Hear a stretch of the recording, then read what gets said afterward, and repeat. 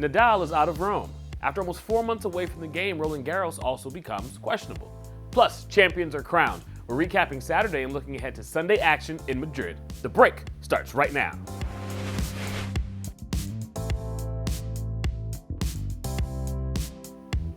Hey guys, I'm Andrew Tyree and you're watching The Break.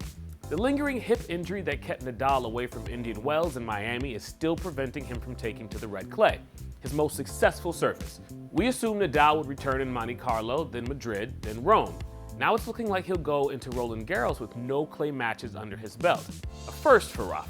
If that were to happen, it would mean that his opening round at Roland Garros would be his first pro match in over 4 months. So will he even go to Paris? Let's break down the severity of the hip injury before answering that question.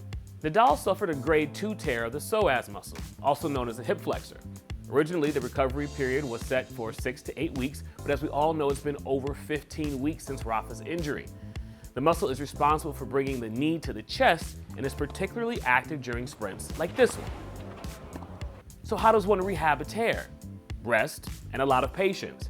Coming back too soon could further damage the muscle fibers, resulting in even more time off. Roland Garros is slow. Rafa won his 14 titles there by playing gladiator tennis, outlasting his opponents with his powerful movements and lively ground strokes. If he can't sprint, it's a tough ask. But it is Rafa after all, and he's defending 2,000 points. If he misses Roland Garros, he'd fall out of the top 100. But at this point in his career, I'd guess ATP ranking isn't at the top of his list.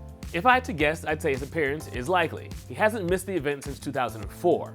We have 22 days until the first round. It could very well be that even Rafa doesn't know if he'll go to Paris. Pulling out of Rome might be an indication that he's putting all his eggs in the Roland Garros basket. Or we could see a Roland Garros without Rafael Nadal for the first time in 19 years. 2 finals down, 2 to go. Let's recap today's matches and look ahead to Championship Sunday at the Madrid Open. First up today, we saw Andrei Rublev and Karen Khachanov defeat Ebden and Bopanna to capture their first doubles title together. Congrats, guys. After that, Arena got her revenge. World number 2 Arena Sabalenka defeated Iga Swiatek in the Madrid final just a few weeks after losing to the Pole in Stuttgart. This is Arena's 13th career title and 2nd in Madrid. Sunday's action kicks off with the women's doubles final. Jessica Pegula and Coco Gauff are on a 9-match win streak.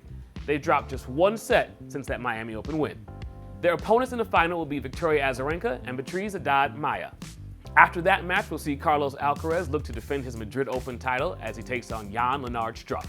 Struff lost in the second round of qualifying, but entered the main draw as the lucky loser.